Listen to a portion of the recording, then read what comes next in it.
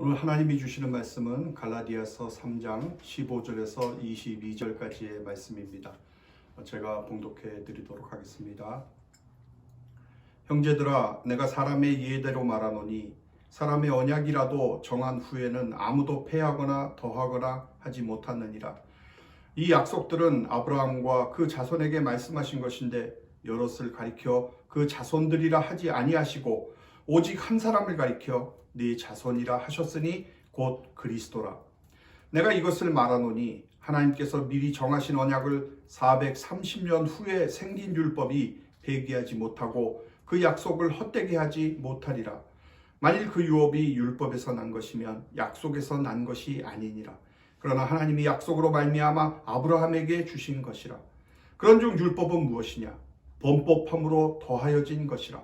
천사들을 통하여 한 중보자의 손으로 베푸신 것인데 약속하신 자손이 오시기까지 있을 것이라. 그 중보자는 한 편만 위한 것이 아니냐? 하나님은 한 분이시니라. 그러면 율법이 하나님의 약속들과 반대되는 것이냐? 결코 그럴 수 없느니라. 만일 능히 살게 하는 율법을 주셨더라면 의가 반드시 율법으로 말미암았으리라. 그러나 성경이 모든 것을 죄 아래 가두었으니 이는 예수 그리스도를 믿음으로 말미암는 약속을 믿는 자들에게 주려 함이라. 할렐루야. 저는 오늘 약속의 자손이라는 주님의 말씀으로 함께 은혜를 나누겠습니다. 우리가 성경을 읽을 때에는 항상 세 가지의 관점에서 보는 것이 중요합니다. 첫 번째는 독자의 시각에서 보는 것이고, 두 번째는 본문의 관점에서, 그리고 세 번째는 저자의 의도가 무엇인가라는 관점이 중요합니다. 성경의 저자는 물론 하나님이십니다. 하나님께서 기록하시기를 원하셨던 그 말씀들을 성경을 기록한 사람들의 그 성격과 기질, 또 은사와 재능, 그들의 교육과 문화, 이 모든 것들을 함께 사용을 하셔서 성령의 감동으로 이렇게 기록을 하게 하신 것이 바로 성경입니다. 그래서 우리가 어떤 그 성경의 책을 읽든지 간에 저자의 의도와 관점이 매우 중요합니다. 그것은 우리가 우리의 인생을 이해할 때도 나의 관점이 아닌 하나님의 시각이라는 관점에서 우리에게 향하신 하나님의 뜻을 바라보는 그 훈련이 필요하다는 그런 말이기도 합니다. 우리는 그것을 보통 프레임이라고 합니다. 생각의 틀을 말하는 것이죠. 그래서 어떤 프레임으로 인생을 보느냐에 따라서 보는 관점이 굉장히 달라집니다. 어느 심리학자가 쓰신 책에서 이런 이야기가 나옵니다. 거리에서 어느 환경미화원이 청소를 하고 있었습니다.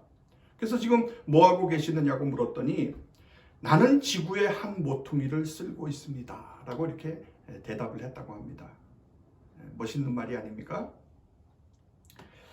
그러니까 그분은 적어도 자신의 일을 직업이라기보다는 소명으로 알고 있었습니다. 그러면 그분은 어떻게 그런 대답을 하실 수가 있었을까요? 그것이 그 사람의 프레임이라는 것이죠.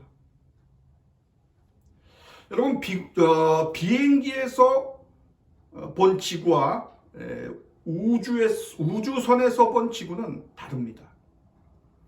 보통 사람들은 우주에서 지구를 볼 기회조차 가질 수가 없겠지만, 특별히 우주 비행사로서 우주에서 지구를 본 사람들의 이야기를 들어보면 뭐라고 얘기를 하냐 하면 더 이상 옛날 방식의 삶을 살 수가 없더라라고 이렇게 고백을 한다라고 합니다. 더 이상 옛날 방식의 삶을 살 수가 없더라. 무슨 말씀이죠? 높은 시각에서 지구를 본 사람들은 나라와 나라 사이에 국경이 보이질 않고 그 안에서 서로가 지지고 볶고하는 그런 문제가 아닌 그 지구라는 본질이 드러나더라는 얘기죠. 그 의미가 드러나더라라는 거예요. 제가 왜 이런 말씀을 드리는가 하면, 그러니까 항상 성경이란 책은 그리스도라는 프레임에서 우리가 봐야 된다라는 말씀입니다. 모든 성경 구절이, 그리고 특별히 요한복음 5장 39절에서도 예수님이 이 성경이 곧 내게 대하여 증언하는 것이니라 라고 말씀하셨거든요. 그러므로 성경은 그리스도에 대한 기록, 즉 그리스도를 설명하기 위해서 쓰여진 책이라는 것이죠. 그래서 우리가 이렇게 말씀을 듣고 말씀을 배우고 또 이렇게 공부를 하는 이유는 말씀이 좀 어렵더라도 그런 훈련을 해야 하기 때문입니다. 그렇기 때문에 성경은 단지 우리의 삶을 윤택하게 하기 위해서 쓰여진 책이 아닙니다. 우리가 그런 식으로 이해를 해서는 안 됩니다. 물론 성경의 말씀들이 나를 격려할 수도 있고 위로를 줄 수도 있고 또 힘과 용기를 주실 수도 있죠. 그러나 본질적으로는 그 말씀 한 구절 한 구절에서 우리는 그리스도를 발견해야 한다는 것입니다. 오늘 본문의 말씀들이 어렵게 보여도 지금 사실 그 말씀을 하고 있는 거예요.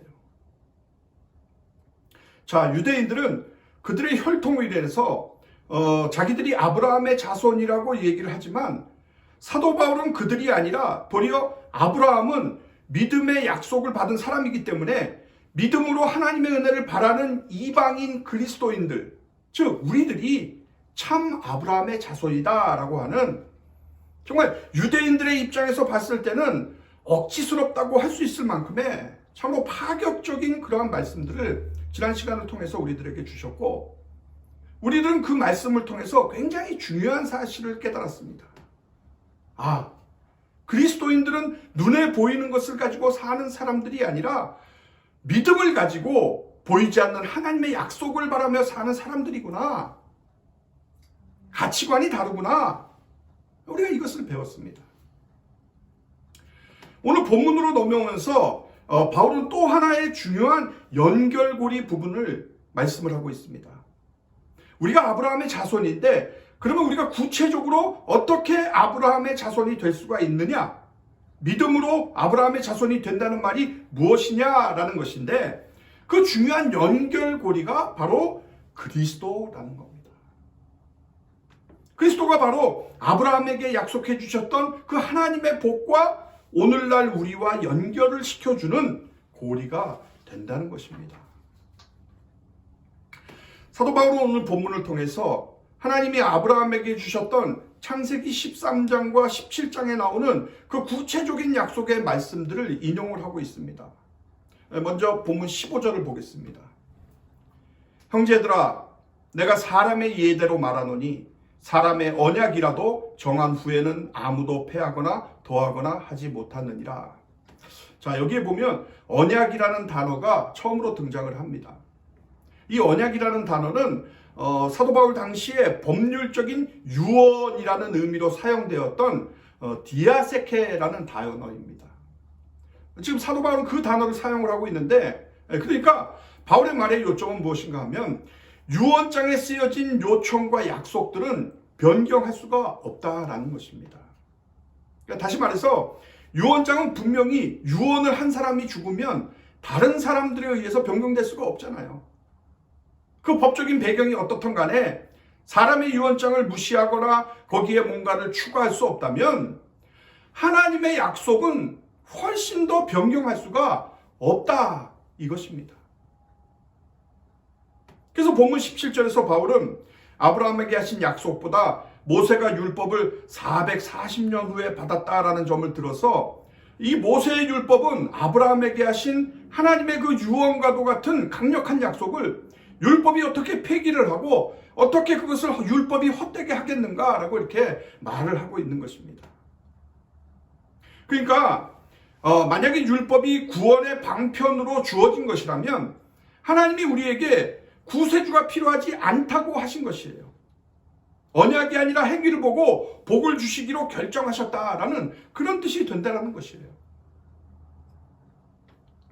여러분, 하나님께서는 일방적으로 아브라함에게 약속하신 것이 바로 언약입니다. 하나님은 아브라함에게 말씀하실 때에 만일 네가 이렇게 하면 내가 이렇게 해주겠다. 또는 우리가 서로 이렇게 하기로 서로 계약을 맺자라고 이렇게 말씀을 하시지 않았다는 얘기예요. 그냥 내가 너로 복의 근원이 되게 해주겠다. 너와 네 자손에게 이 가나안 땅을 유업으로 주겠다. 너의 후손을 하늘의 별과 같이 땅에 모래와 같이 되게 하겠다라고 이렇게 일방적으로 약속을 하신 것입니다.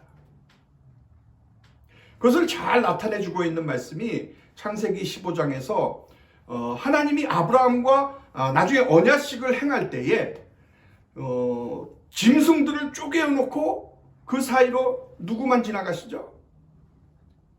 아브라함을 깊이 잠들게 하신 후에 연기가 나는 화로가 보이면서 타는 횃불이 쪼갠 고개 사이로 지나가잖아요. 그 기이한 분이 누구입니까? 바로 하나님이십니다. 그러니까 사실 그 당시 풍습에 의하면 사람들이 서로가 계약을 맺을 때는 그 사이로 두 당사자가 함께 지나갔습니다. 이게 무슨 뜻이에요? 이 언약을 깬다면 다도 이렇게 쪼개질 것이요, 이 짐승들처럼 죽어 마땅하오라고 이렇게 서로가 약속을 맺고 그 사이로 지나갔다는 거예요. 근데 하나님이 아브라함과 언약을 맺으실 때는 혼자서 지나가셨어요. 이 말씀은 하나님이 홀로 약속하셨고 하나님이 홀로 그 약속을 스스로 이행할 의무를 지니시겠다라고 하신 것이에요. 아브라함이 할 일이라고는 단지 그것을 믿음으로 받아들이는 것밖에는 없었습니다. 그리고 아브라함이 그 언약을 믿음으로 받아들였을 때 하나님께서는 그 믿음을 보시고 그를 의롭다라고 이렇게 하신 것이에요. 근데 이 약속을 누가 깼습니까? 하나님이 깨셨나요? 아니죠. 아브라함이 86세에 사레의 여종인 하갈과 동침을 하고는 이스마엘을 낳았습니다. 근데 이스마엘이 하나님이 약속하신 약속의 자손이었습니까? 그로부터 13년이라는 하나님과 아브라함의 긴 침묵의 시간이 지나고 나서 아브라함이 99세 때에 하나님께서 아브라함에게 다시 나타나셔서 처음으로 하신 말씀이 나는 전능한 하나님이라 너는 내 앞에서 행하여 완전하라 라고 하십니다. 무슨 말씀이에요? 너는 왜 나를 믿지 못하였느냐? 너는 왜 나와의 언약을 지키지 않았느냐? 라고 안타까워 하신 거죠. 그리고는 뭐라고 그러세요? 보라! 내 언약이 너와 함께 있으니 너는 여러 민족의 아버지가 될지라 라고 아브라함의 이름을 여러 민족의 아비라는 아브라함으로 바꿔주시면서 하나님이 아브라함과 그리고 그의 후손에게 대대로 하나님과의 언약을 지킬 그 언약의 증표로 모든 남자들이 다 할례를 받게 하셨습니다. 그러니까 할례는 축복의 증표가 아니라 사실은 하나님과의 언약을 깬 대가로 아브라함이 하나님께로 받은 죽음의 표식인 것입니다. 약속을 어긴 아브라함은 그 짐승처럼 반으로 쪼개져 죽였어야 함에 마땅하였지만 그러나 하나님은 그런 아브라함을 포피만 베게 하시고 또 여러 민족의 아비인 아브라함으로 삼으시고 하나님은 그 약속을 홀로 이행하시고자 하나밖에 없는 하나님의 독생자 예수 그리스도를 이 땅에 보내셔서 그 하나님의 약속의 씨로 십자가에서 죽게 하셨습니다. 이것이 바로 하나님이 우리를 향한 은혜요 하나님의 사랑인 것입니다. 사랑하는 여러분, 하나님께서 아브라함에게 나타나셔서 이렇게 약속을 하셨습니다. 내가 너와 너의 자손에게 이 땅을 주겠다. 여기서 이 땅이라는 것은 가나안이라고 하는 구체적인 땅입니다. 하나님은 아브라함의 씨에게서 땅의 모든 족속이 복을 받을 것이라고 말씀을 하셨는데 바울은 이 약속된 땅과 그 약속이 주어진 씨가 영적인 것임을 깨달았습니다. 그러니까 하나님의 목적은 유대인들에게 가나안 땅을 주시는 것만이 아니라 그리스도 안에 있는 모든 신자들에게 구원을 주시는 것이었습니다. 그래서 이것을 우리가 믿음의 눈으로 해석할 때에 이것은 하나님 나라입니다. 우리는 하나님 나라를 믿음으로 소유한 사람이라고 얘기를 하잖아요. 하나님의 나라가 무엇입니까? 하나님의 통치, 하나님의 권세, 하나님의 임재, 이런 하나님의 현재적이고 아주 영원한 그분의 다스림과 역사하심을 통틀어서 우리가 하나님 나라라고 말씀하는 거예요. 그래서 하나님의 자녀인 우리는 그 하나님 나라를 약속으로 받았기 때문에 그래서 이 세상에서 우리가 구별되게 살 수가 있는 것입니다. 즉 하나님 나라를 소유하고 이것을 누리게 되는 그 하나님 백성으로서의 살아가는 복, 이 복을 주시는데 이것을 아브라함과 그의 자손에게 하나님이 약속을 하신 것입니다. 사도 바울은 하나님이 아브라함에게 자손들이라 하지 않고 단수로 자손이라고 하신 말씀을 발견을 하고는 이것이 바로 그리스도를 말씀하시는 것이구나 라고 그 말씀에 대한 의미를 깨달은 것입니다.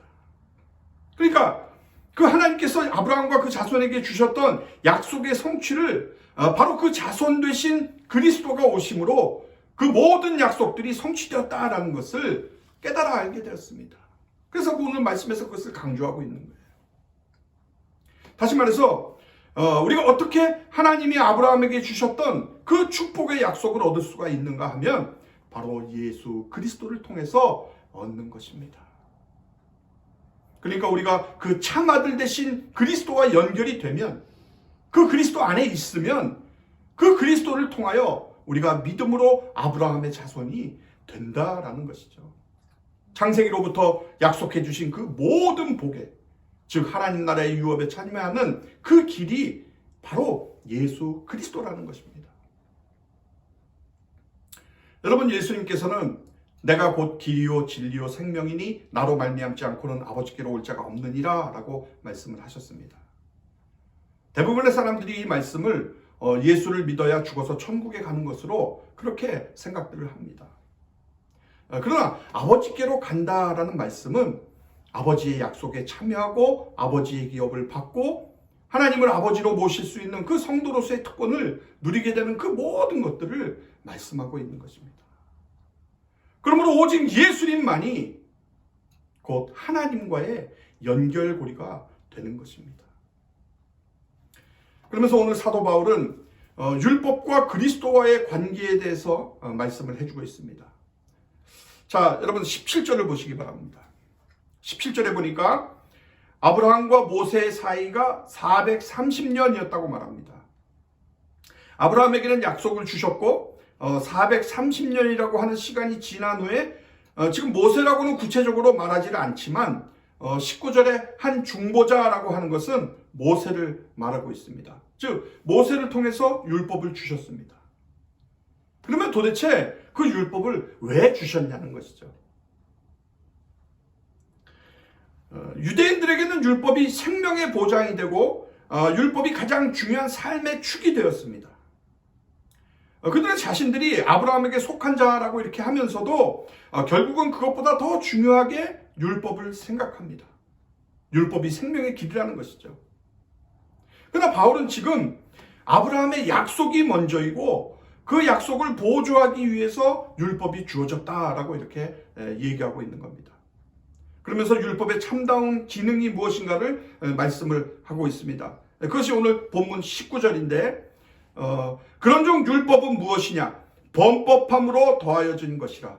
천사들을 통하여 한 중보자의 손으로 베푸신 것인데 약속하신 자손이 오시기까지 있을 것이라.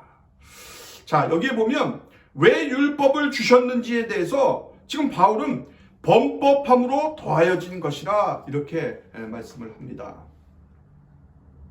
하나님께서 아브라함을 통해서 구원의 약속을 주셨지만 근데 또 왜 율법을 주셨을까요? 그것은 사람들이 하나님과의 약속을 어기고 죄를 짓기 때문에 그렇기 때문에 그 죄를 억제하기 위해서 주신 것이 율법인 것입니다. 그렇기 때문에 율법은 죄에 대한 해결책이 아니에요. 율법은 죄를 드러나게 하는 것입니다. 죄가 죄인 것을 보여주는 거예요. 죄가 뭐가 잘못된 것인지를 보여주는 것입니다. 무슨 말씀인가 하면 그래서 사람들이 율법을 통해서 배울 수가 있는 것이 뭔가 하면 내가 죄인이라는 것이고 죄가 나쁘다는 것이고 죄가 나쁜 것이기 때문에 내가 지금 죄 속에 살고 있어서는 안 된다라는 것을 깨닫게 되는 것입니다. 그랬을 때 죄를 억제시키는 역할을 한다는 거예요. 율법이 죄를 알게 하니까. 그래서 결국 어떻게 하느냐 하면 본문 22절을 보시면 그러나 성경이 모든 것을 죄 아래 가두었으니 이는 예수 그리스도를 믿음으로 말미암는 약속을 믿는 자들에게 주려 함이라. 율법은 우리를 죄인으로 낙인 찍어 죄 아래 가두어 버리는 것이라는 거예요. 그러니까 율법은 바로 우리를 죄의 감옥, 정죄의 감옥에 가두고 우리를 투옥시키는 것입니다. 그리고 감옥에만 있게 하나요? 율법의 최종 종착점은 바로 죽음인 것입니다. 왜냐하면 죄의 삭은 사망이기 때문입니다. 율법은 이렇게 우리를 죽이는 역할을 합니다. 지금 유대인들인 갈라디아 교사들은 율법을 살리는 역할을 한다고 생각을 했어요. 지키면 산다는 거예요.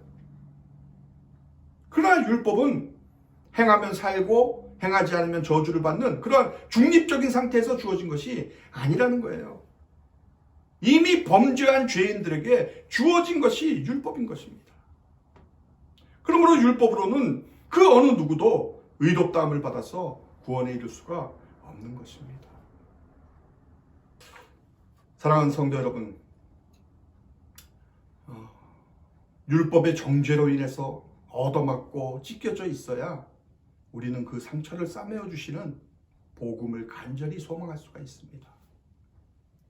율법이 지금 우리를 정죄하고 죽이려 함을 알 때 우리는 그리스도의 십자가가 우리에게 주시는 자유의 해방감을 만끽할 수가 있는 것입니다.